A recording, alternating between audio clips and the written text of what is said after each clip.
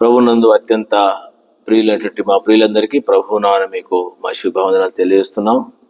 ఈ దినమున కూడా మీ గ్రహింపులోనికి ఒక ఆశీర్వచనాన్ని మీకు అందించాలని ప్రభునామమున తలస్తూ ఉన్నాం.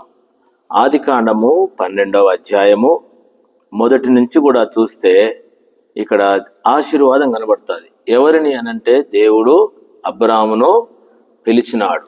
ఈ అధ్యాయంలో మనకు కనబడుతుంది. ఇక్కడ దాదాపు 7 అంతల ఆశీర్వాదం కనబడుతుంది. ఎవరి గురించి అంటే అబ్రహాముని గురించి. కాబట్టి దయచేసి చదువుకోండి. నీవు లేచి నీ దేశం నుండి, నీ బంధువుల యొద్ద నుండి, నీ ఇంటి నుండి బయలుదేరి నేను చూపించే దేశానికి వెళ్ళు. నిన్ను గొప్ప జనముగా చేసి నిన్ను ఆశీర్వదించి నీ నామమును గొప్ప చేస్తా. నీవు ఆశీర్వాదముగా నుందువు. నిన్ను ఆశీర్వించే వారిని ఆశీర్విస్తాను, నిన్ను దూషించే వారిని శపిస్తా. భూమి యొక్క సమస్త వంశములన్నీ నీ యందు ఆశీర్వించు. ఏదైతే దేవుడు చెప్పినాడు ఆ ప్రకారం వెళ్ళినాడు. ఆశీర్వాదానికి కారకుడుగా ఉన్నాడు. మనకు తెలుసు ఆశీర్వాదానికి కారకుడు. ఈ యొక్క అబ్రహామును గురించి చాలా విషయాలు మనం ఎరుగుదాం.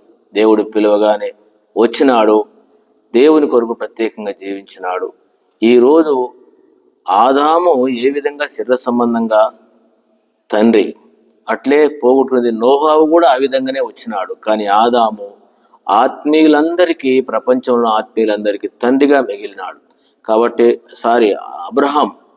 అబ్రహాము ఈరోజు ఆత్మీయంగా ఉన్నటువంటి సర్వ ప్రజలకు ఆశీర్వాదానికి కారకులు ఎవరంటే అబ్రహామే. కాబట్టి ఈ మాటను బట్టి దేవుడు మిమ్మును, మీ కుటుంబములను, మీ బిడ్డలను అబ్రహాముని ఏ విధంగా ఆశ్రయించినాడో అతని సంతానాన్ని అట్లా మీరు ఆశ్రయించబడాలి.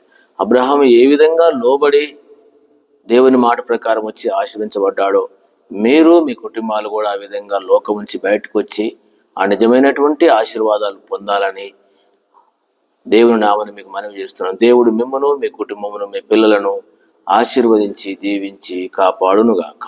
ఆమేన్, ఆమేన్.